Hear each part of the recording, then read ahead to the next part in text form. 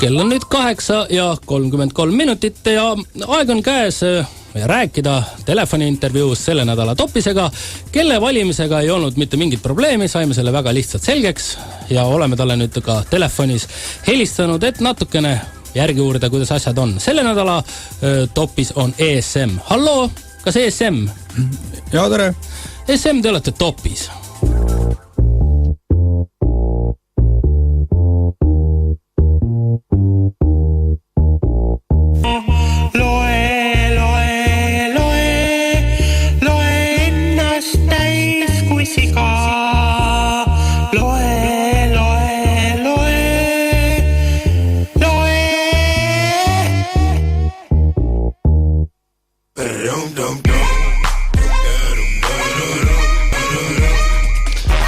Kell on 8:35, saamas kohe 36 ja tõepoolest nüüd tuleb tänase nädala topise esimese koha intervjuu ja oleme tegelikult tõmmanud kõne kuhugile Eestimaale, täpselt ei tea praegu öelda asukohta, eks see selgub juba intervjuu käigus, aga nädala topise eellugu on siis selline, et saabus meelelahutusportaali Publik õõvastav lugeja tähelepanek Lihulast, kus proua E kirjeldas vastselt ansambel Respekti laulja Gerdo Möldri ning tema vennaga juhtunud täpselt nii.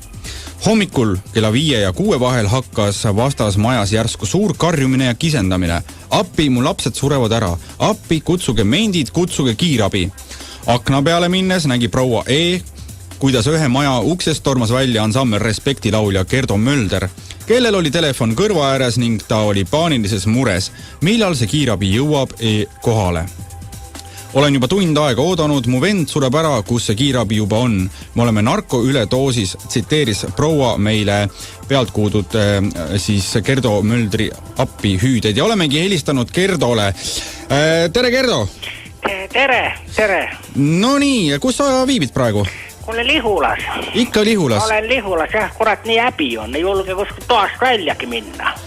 Kas sa hakkaks äkki pihta natukene kaugemalt, et ma olen pikalt olnud siin nüüd eemal, ei ole olnud võimalus uudiseid vaadata ja edetabeleid jälgida, et mis ansambel see Respekt on? No Respekt on endast lugupidav tantsuansambel, eks sellest siis ka see nimi, Respekt, respekteeriv. See tähendab respekteerima eesti keeles. Kas oma lood või kaverid? No vaat nii ja naa, eks on mõlemaid. Eks on mõlemaid. Tänapäeval on ju niimoodi, et eks sa teed esimesel keikal, esimese seti teed oma lugusid, siis tõmbad tantsulugusid, siis paned veel ja oleneb kuidas vaja on, et eks me oleme avatud ja tegelikult nagu oli asi nagu selles, et tahtsime siin hakata vinüüli tegema. Tänapäeval kõik ansamblid teevad vinüüli, me mõtlesime, et teeme Respektiga ka, hakkame vinüüli tegema. Ja siis sai inspiratsioon, sai otsa. Nii? Sai tegelikult otsa ja ma siis lugesin, kuidas rock'n'rolli maailmas need asjad käivad. Ja sai kohe selgeks, et ega siin pole muud kui narkootikumid tuleb appi võtta. Hästi. Tuleb narkootikumid appi võtta ja ega ei julge. Kellega sa koos olid tol saatusikul? Vennaga, jah. Me vennaga teemegi seda bändi Respekt. Aga okei, aga proua E ütles, et oli karjutud appi, mu lapsed surevad ära, et kas sa siis olid... Proua E on kalts. Ma võin kohe öelda, proua E on kalts. Ta tahtis ise meile peol, meil oli kodus pidu, mul ema juures olime. Olime kodus. Selge. Meil oli pidu, eks inspiratsiooni tahtsime saada, hakkasime kärakat panema, sest vaata, ega see seenevärk on nagu ta on, ega ei julge väga neid narkoseeni kohe panema hakata, sest et ega me mingit sükust pulbrit ei julge, me mõtlesime, et paneme looduslikku. Siis panime kärakat ja proua E tahtis muidugi ka pressida, ta on väga maias selle tulivee peale ja tahtis ka muidku ukse vahelt sisse imbuda, jälle kui peagi kõrvale keerasin, istus tugitoolil ja muidku kummutas. Eks me viskasime ta mitu korda välja sellest ka need tema väljaütlemised ja kitsepanemised. Ja panime kärakat ja siis tundus küll, et nüüd on küll õige aeg, et oleks seda mingit seent või kanepit või et siis paneks endale seda kurat, lükkaks kohe mõnuga sisse kuskile. Ja. Nagu neid ikka pannakse. Ja eks me siis seal olime ja manustasime. Siis ma sain kohe aru, et aeg on kirjutada kohe seene lugu. ma just tahtsin küsida, et kindlasti nagu enne seda, kui läks asi halvaks, kindlasti jõudsite ju tegeleda loominguga, et mis loo välja mõtlesite siis? No kannabki pealkirja Seene lugu. Ja sõnad on? Poisid, sööge seeni, hallutsinogeeni. No võib-olla olete kuulnud juba. Juba väljas, ei ole juba jõudnud kuulda. No kahju, ja see peaks olema praegu siis suvereporteri tunnuslugu. Et visake kõrv peale teinekord. Aha. No ja siis hakkasime panema, alguses oli väga mõnus. Aga siis hakkas nagu kuidagi pooma või. Ma ei tea, vist on selline sõna või õige või. Kuidagi läks väga käest ära ja vennal hakkas väga paha ja siis ma mingil momendil vaatasin, et kuidas ta on voodist nagu läbi vajunud ja ta pea tuli sealt reformi vahelt teiselt poolt välja ja iga see nagu silmus või auk, mis seal oli, tegi minu venna peast nagu sellised väiksed pead tulid, sellised kobarpea nagu viinamari tuli. Ja see oli väga hirmus ja siis ta muidugi karjus väga kõvasti ka, kuna tal oli selline tunne, et ta hakkab ise ennast seespoolt nagu seedima ja samal ajal ümber keerama. See oli väga õõvastav kogemus ja ema muidugi oli kuskil ära kukkunud ja siis tahtsin ema juurde minna, et ta võtaks mind sülle ja silitaks või midagi. Ei leidnud üles, sest et kogu sellest toast oli saanud mingi hirmus labürint, kus mind ründasid suured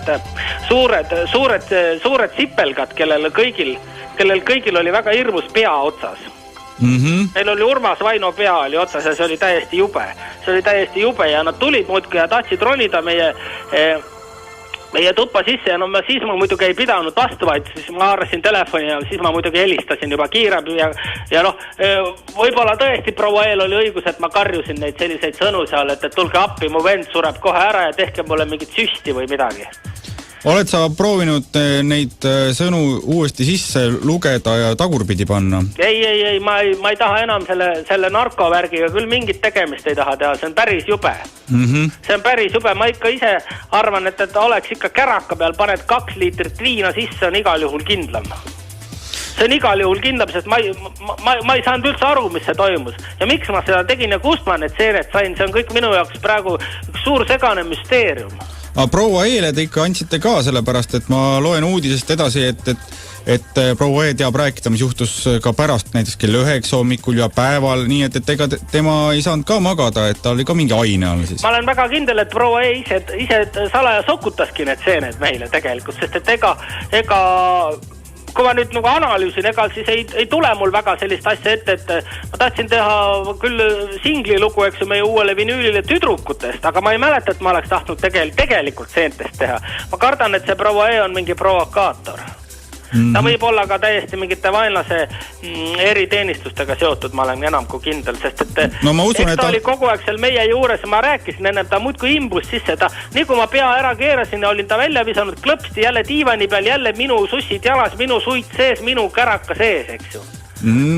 Ma usun, et ansambel Respekti kadestavad paljud ja selles mõttes nagu vaenasi jagub, aga äkki oskad nagu välja tuua ka juba nimeliselt, et kes võis olla selle taga tegelikult, kelle käsilane on proua E?